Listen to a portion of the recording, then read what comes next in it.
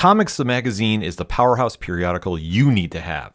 From creator interviews to insightful articles, Comics delivers the best parts of the fandom each and every issue. It has an exclamation point in its name for a reason. So what are you waiting for? Get to your local comic shop and pick up the latest issue, and check out comicsthemagazine.com for more information. Comics the Magazine is what the fans are reading.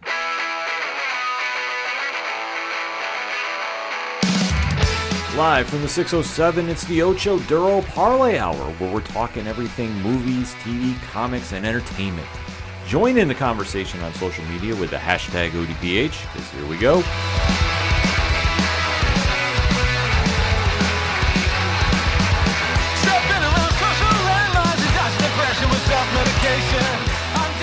Welcome to an all-new edition of Fanlight Zone Presents. My name is Ken M. You know me as the host of the ODPH podcast. I'm also the editor-chief here at FLZ. And folks, mark the date on the calendar now, September 2nd, Boom Studios. There is a book you cannot walk out of the comics shop without. You need multiple copies. I'm going to tell you right now. This is a Kaiju story unlike anything you have ever seen, with characters you can rally behind, because if Philippe, Malik, and Jeannie are not on your minds when you leave that shop, you've done something wrong, and that means you have not picked up what's going to be the smash of 2026 for the fall quarter, and that is No Gods, No Masters. And we fortunately have the creative team here to join us, but the writer of this amazing book has another book out right now that you don't want to miss, with a social message, tapping into the supernatural as well, and that's BEAST of Boriken from Dark Horse Comics.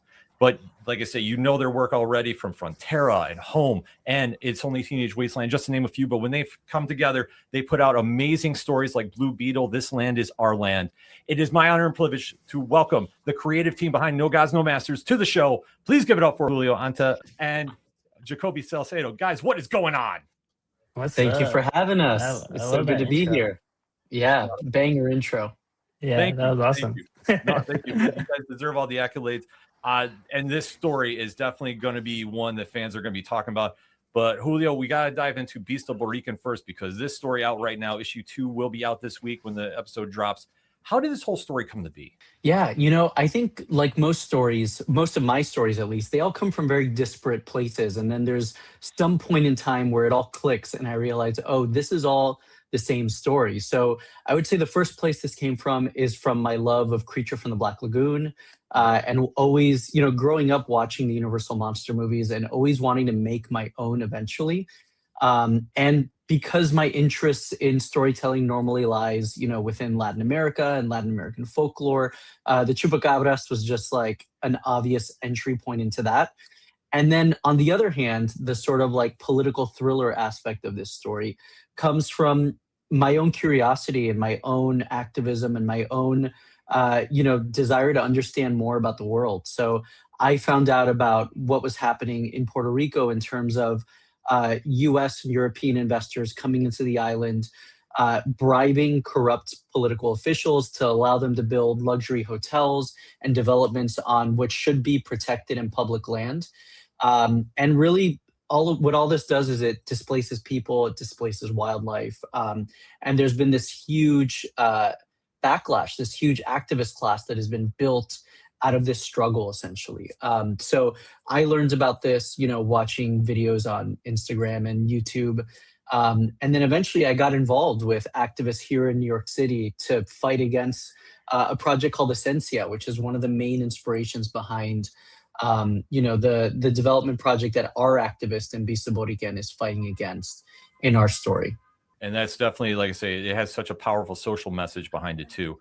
I would say, I think you kind of nailed it, but when my co-host is here, he always asks, what is the elevator pitch for the story?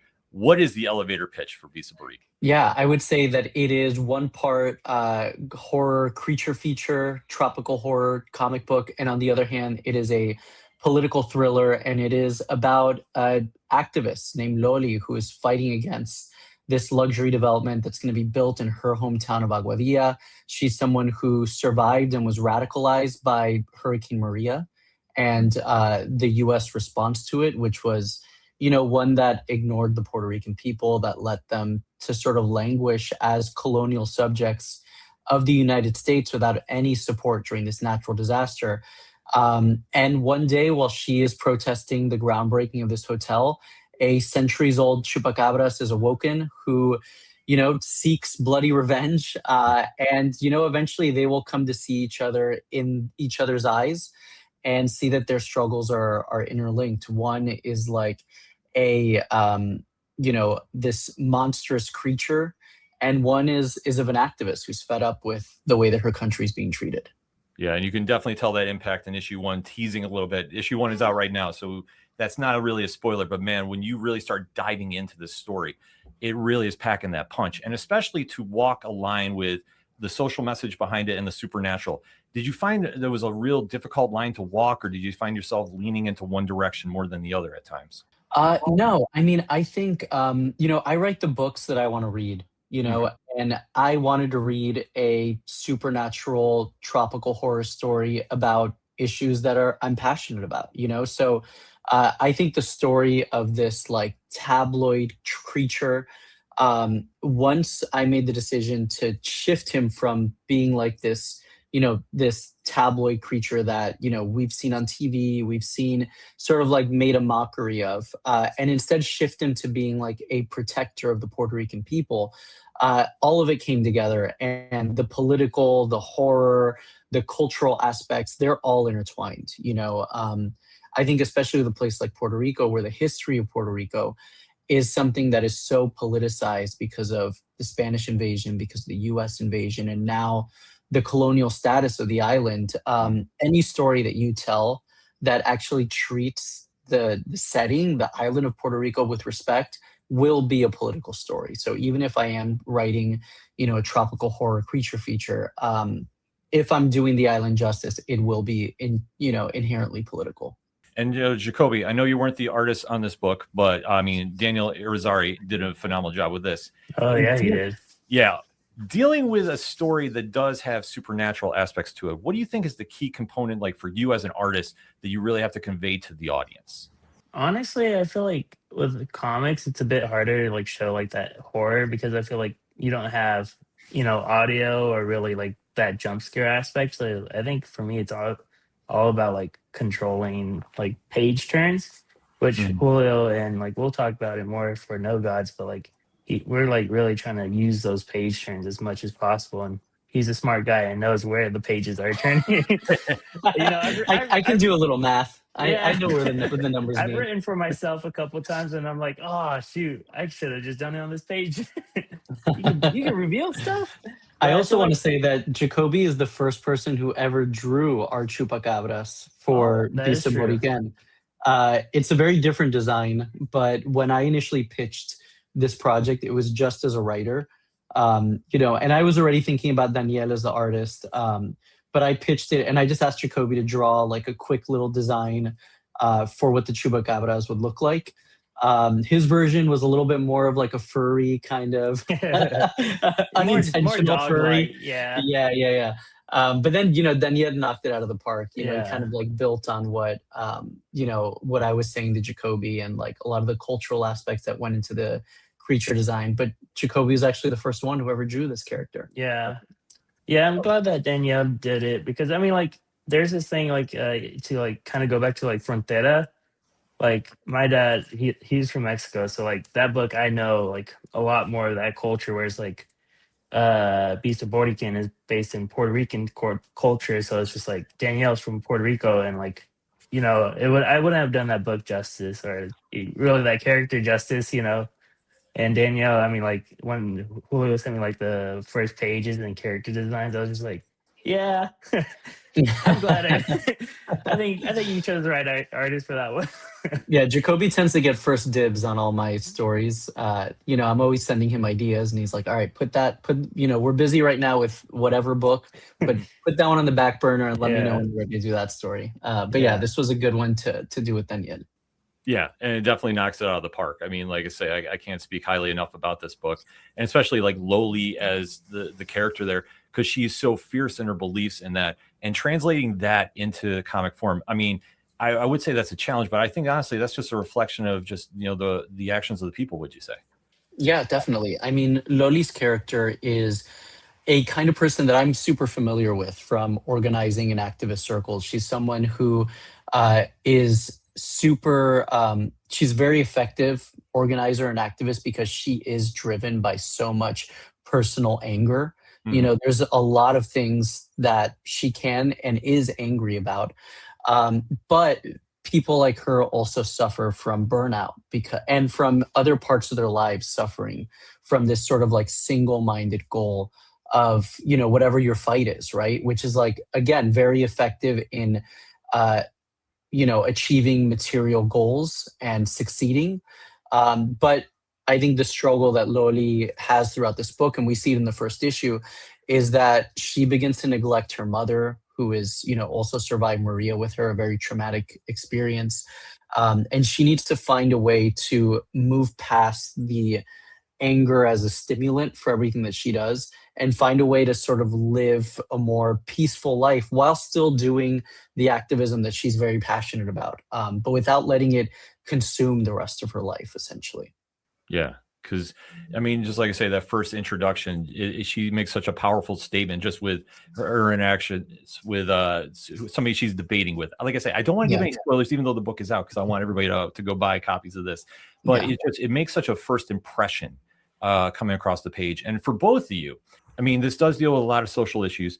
What do you think comics is the perfect medium to present stories like this in? Comics obviously has a long history of creators have a long history of using the comics medium to reflect the world around them. You know, obviously Marvel's tagline is the world outside your window, right? And sometimes the world outside our window is not just, you know, Spider-Man swinging around. Sometimes it is Captain America punching Hitler. Sometimes it is you know, using stories to reflect what's really happening in the world and really wrestle with issues of identity, with issues of, you know, domestic and global politics.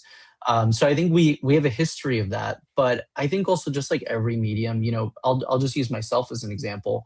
Again, like I said, I write the things that I want to read, and I come from a school of thought that says if we want to make real art, if we want to make art that is true and truly affects people, it has to be real. It has to be a mirror that reflects back to the world.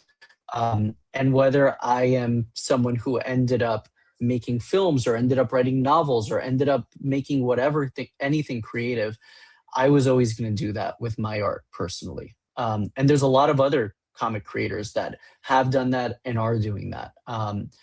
And I also think that comics as a medium, you know, Jacoby talked about this a little bit, but you can control the pacing in really interesting ways that you can't in a novel, you can't in a film. And it really lets you empathize with people. I mean, I think comics and all medium have the ability to be like empathy generating machines. You know, my first book, Home, was about a 12-year-old boy separated from his mom at the border, you know, during the 2018 family separation crisis. And I think that for a lot of people, this was the first time that they read this kind of story in the comics format, you know, and it allowed them to empathize with this character that maybe they would never meet in real life, but because they're picking up these comics, you know, they're getting to really see that character on a really personal level.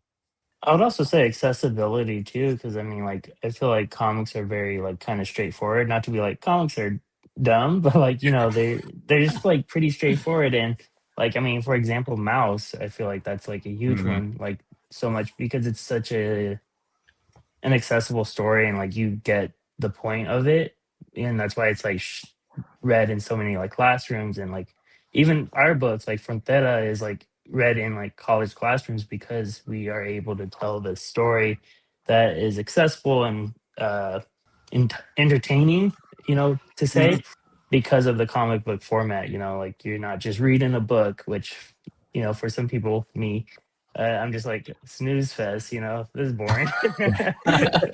Yeah, to Jacoby's point about classrooms, you know, all of our books have been, you know, we have teachers' guides for all of our books to make it easier for teachers to incorporate books into our comics into their curriculum. And oftentimes it is that accessibility factor of like whether it's a elementary, middle school, high school, or even college student, they would rather read a comic or graphic novel, you know. And the comics medium also allows us to, again, using the example Frontera, instead of trying to describe what the Sonoran Desert looks like, and having a reader maybe confuse it for like a sort of sandy desert like the Saharan Desert, right? Mhm. We put it on the page, and Jacoby uses reference to, really draw things as true and intimately as possible.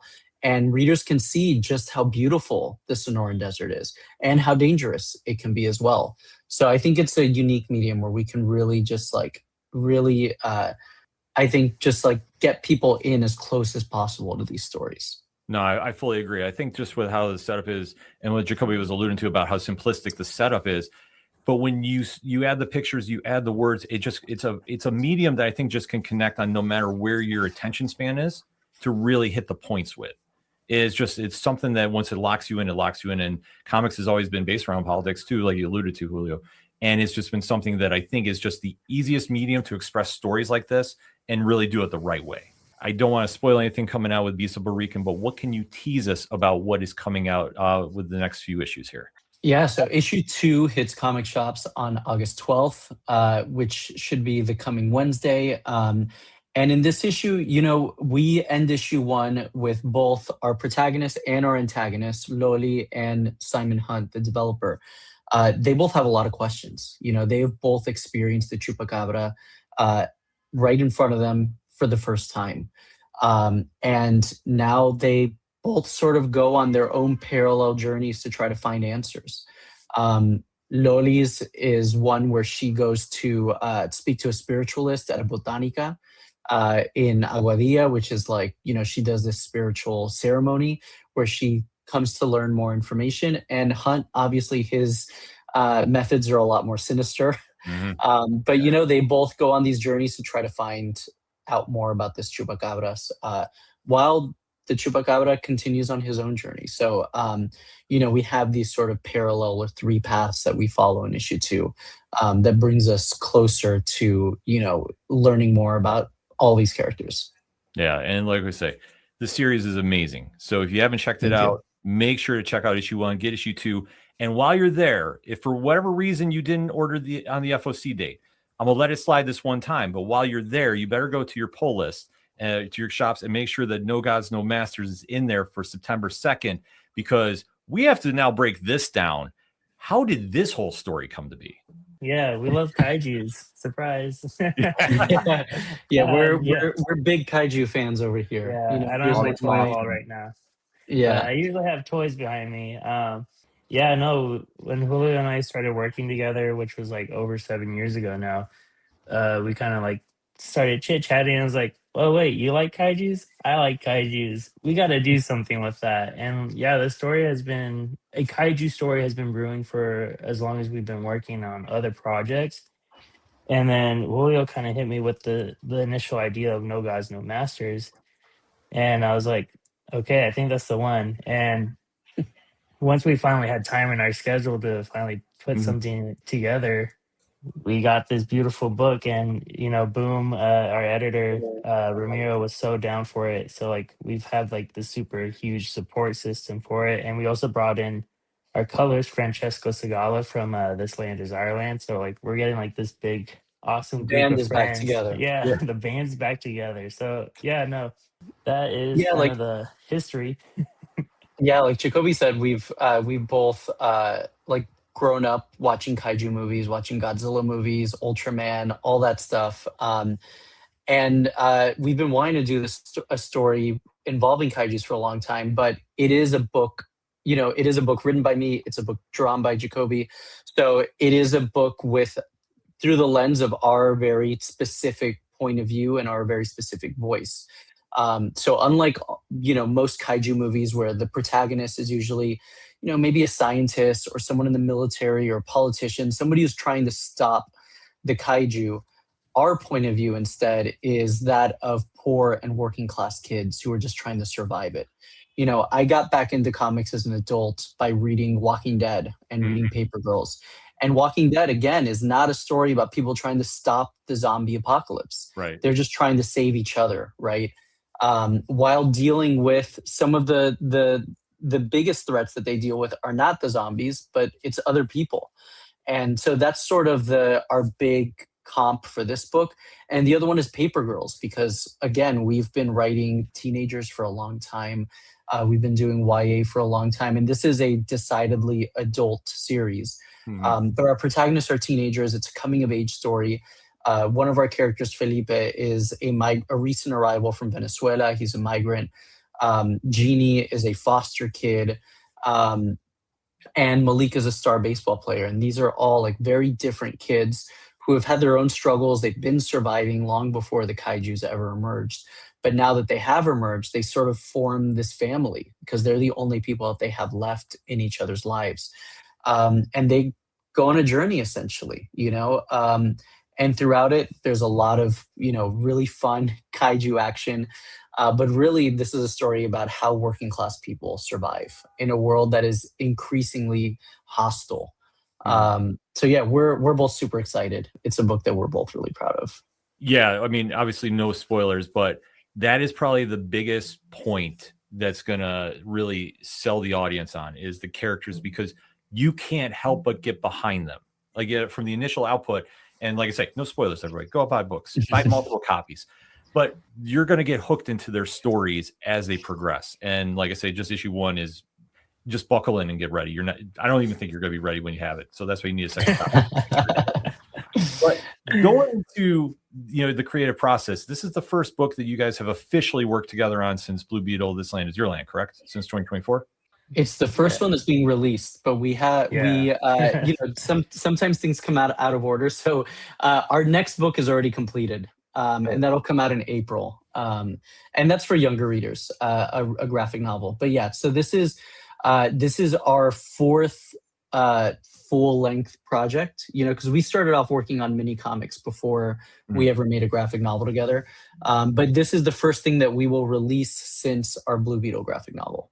I was going to say, obviously, you still have worked together since then, but what do you think has been the biggest creative jump for both of you working together, like the biggest noticeable change, if you will? I feel like just skill. And I mean, like, I think the communication between us in a way has gotten less, but like it's because we know each other so well. Does that make sense? Like, it's just like we're already reading each other's mind.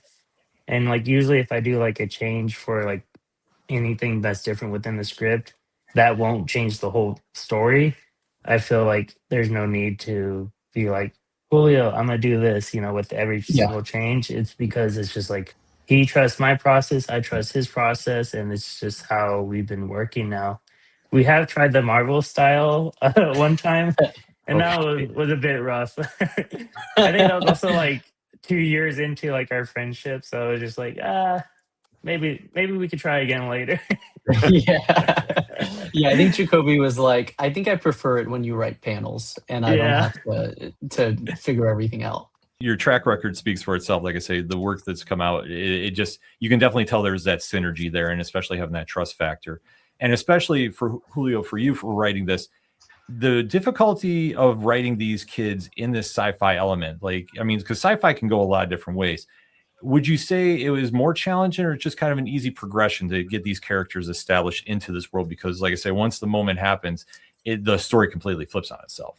Yeah, you know, ever since my first book, I've been writing hyper grounded stories, but with one supernatural element. So with my book Home, you know, I mentioned it a little bit earlier, but, you know, this immigrant kid separated from his mom at the border, it's a very real thing that's happened to a lot of people. We've all seen it on the news, but he has superpowers. So now there is one thing that is different about him as a character that changes the entire story. And the same with Frontera, you know, there's a ghost, and it's a sort of ghost story. And here it's, again, stories about survivors who have had very difficult lives before our story even began. But now there's a kaiju apocalypse that, again, flips the script and changes the story completely. So I don't know if it was difficult. For me, I think it was just mostly exciting. You know, we've been dreaming about this story for so long.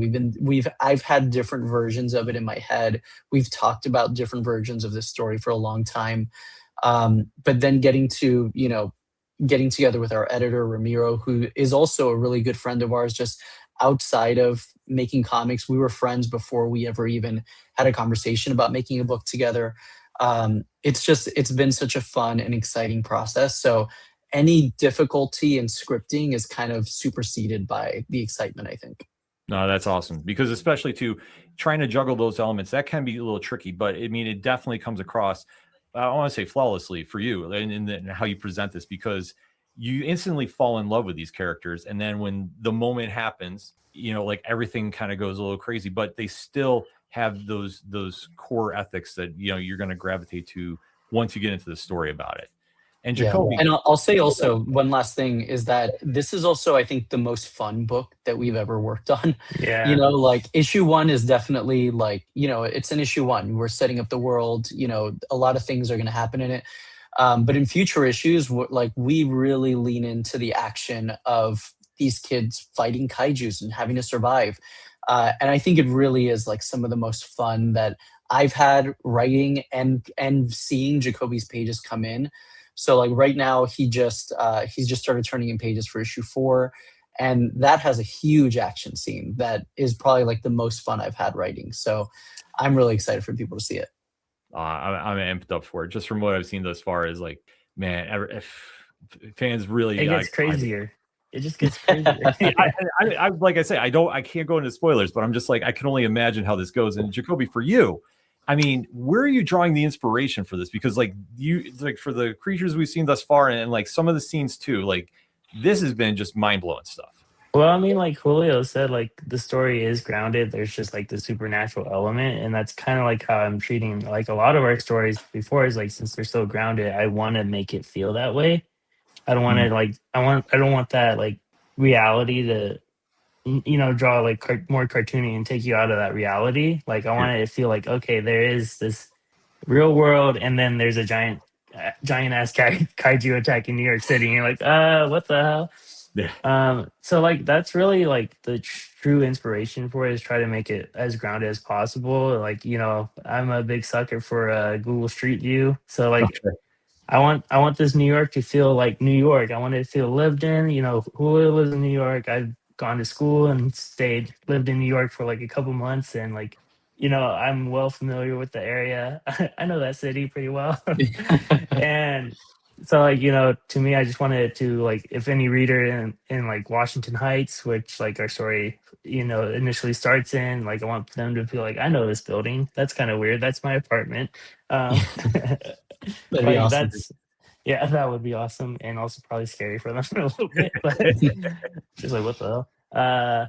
Yeah, I guess it's just like trying to match that groundedness that Julio is emphasizing in the script and the story, up the skill and like detail that I want to like add to it, because you know it's our next book, so it's like, and we want this to be a hit. You know, we were really excited about it. You know, this has been brewing for so long that it's like, okay, we gotta like throw our all at this book, and Julio's been doing it, so I was like, I gotta match that. You know, I gotta throw myself at it. Yeah, Well, just to talk about the monster designs for a second, the kaiju designs. Mhm. You know, they are inspired, and this will become a part of the story, so I don't want to like spoil too much. But they're inspired by real indigenous folkloric cryptids. So you know, our main kaiju that you see in the issue, and you see in some of our variant covers, which we got amazing variant artists. We got Jen Bartel, Marcos Martin, who did an amazing job drawing our kaiju. But that kaiju is you know, it is a monster that comes from North American indigenous folklore. And because that kaiju emerges here, that's where, you know, the inspiration comes from. And again, without spoiling, there is a second kaiju that is in another part of the world that also is inspired by a monster of that part of the world's indigenous folklore. So that's also a big part of where these designs come from. You know, I sort of sent Jacoby all this reference, and then he made it his own, you know? Yeah. I mean, like, just to reflect the story and the context of everything going on. Like, I don't, because there's like, you know, loose images or just like drawings that were made of these folklore creatures. And it's like, I'm not going to just do it one for one. I wanted Mhm. to feel like to match what the universe that we like are creating. So I think that was like a inspo and like a good base to work from. No, it definitely comes across in issue 1. Like I say, no spoilers, but I really think there's a huge hit on your hands with this one. And obviously, keeping up with no spoilers, is there a certain character that you think is going to be the breakout of this series that you can allude to? If you can't, you can. I really hope Jeannie does. I love drawing Jeannie. She's so much fun. I think Julio kind of wrote that character for me. Like I just feel like I don't know. That was just like a super fun character to design, and Yeah, I think a lot that's of my hope. people. Yeah, I think there's a lot of people that will relate to Genie. I really hope people fall in love with the little chibi version of our kaiju. It's not actually part of the story, but I'll tell people who are watching this a little bit of like one of the cool things that we're doing in the book. But essentially, we have hidden at the end of the book. There's a little sort of ad that says, if you find the chibi version, like the little version of our kaiju, and it shows an image of him, scan the QR code and tell us where you found him hidden in the book. He's hidden in one panel throughout the book. And if you do that and you're one of the first to tell us, we're going to mail you a free bromide card that is of our kaiju, essentially. And so we already the first bromide card already came out during San Diego Comic-Con. Boom Studios, they gave it out during our panel. It was our kaiju attacking the San Diego Convention Center. And for those who don't know, a bromide card is like a postcard-sized trading card that was popularized in Japan around kaiju culture, essentially. So we're making our own. In every issue, there's going to be a chibi version of our kaiju hidden in the pages. And so every issue is an opportunity for people to, go to their comic shop as quickly as possible, read the book, find him, scan the QR code, and be one of the first 100 people so that we can mail you one of these cards. And hopefully you can collect them all. I mean, it's another fun part of the, being a comic collector, especially like I love scavenger hunt stuff like this. Like, we have to go look through the books and find that is just another reason to go get this book, folks. Like, we can't exactly. On day one. Yes. Knock down the door. Yeah. Do not sleep on this. Do not wait till Thursday. You better be there when the shop opens up, and hopefully you pre-ordered it, because if you didn't, you're going to be definitely missing out on something really, really special here. And especially for both of you, obviously this has a huge sci-fi element to it. What do you think is the biggest draw for you as creators? Like, the favorite part of creating in this realm? Having fun with it. And also, just like everyone, we're interested in so many different things. Obviously Beast of Boriken is like my ode to universal monsters, but through my specific, voice and point of view. And I love those movies. I've grown up watching those movies. And I also grew up watching kaiju movies. So it kind of like putting my mark on these different genres that I love and telling stories that are unique to my voice within all of those stories or within all those genres. So I think that for me is like the biggest thing, is just being able to make my kaiju book. Both Julio and I, when we first started wanting to make comics, we weren't expecting to do like a lot of these young adult graphic novels. So like we wanted to do like the big two, or just like, adult books. So like being able to like have our first book together doing something like this, I think that was also a big part of it. It's like, for me, I've always just wanted to draw like action and just stuff blowing up and buildings getting destroyed, and this book has all that stuff. Yes, it does. So like I feel like honestly, the first issue that you read is probably like our tamest issue. So like I'm just like just to throw that, it gets very violent, very gory. It gets awesome. And we're very conscious about the fact that this is our first single issue series together. This is a big moment for both of us that, like Jacoby said, we've been building up to for a long time. We love making our like young adult graphic novels, but this is a different audience, and this is an audience that maybe doesn't know our work together. Maybe, hopefully, they've read Beast of Boriken, and that also brings them to this. But this is a book that we've been really excited about for a very long time. So we're putting our all into issue 1 and then trying to top it every single issue. That's the way to do it, though. Because like I say, everybody, it's kind of like a pro wrestling term. Like everybody says or John Cena always would say his favorite match was his last one, whatever that was. And that's kind of the mentality you have to have with the market too, especially Right. Yeah, exactly. We have a whole wrestling show. If you guys want to come back out for that, we can definitely dive into that one. But with the current state of the indie market too, like I say, this is a perfect time to drop this book. I mean, what do you think about the current, I would say it's a renaissance era. There's so many varieties of stories being told out there right now. We love kaijus, and also like the kaiju like fandom. Like there's Safubis, which are soft vinyl toys. There's the bromide cards that we're talking about. Like we're doing the bromide cards because this is our love letter to kaijus, and this is like, we don't have the budget to make toys, so like bromide cards are the next best option. And I feel like that's our ultimate end game with this book, is to make toys. yeah, we want to make toys. I'm in. Honestly, that's it. Yeah, but I mean, like, I feel like people are so down to, like, readers and collectors are so down to just throw themselves at books, and like if we throw in this like bromide card, this Easter egg thing, this more interactive part of it, I think it can create a stronger readership, and I'm super excited about like how comics is kind of going through this renaissance. Mhm.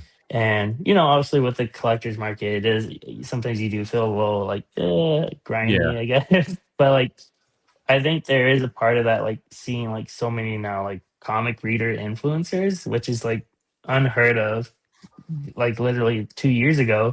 And like Yeah. they all seem so excited and like all love the book, like the books that they're reading. So like, shout out Absolute Batman for making that happen. Yeah. Yeah. I mean, it's not lost on us that like Godzilla Minus Zero is going to come out around the time that, during the time of our first 5 issues.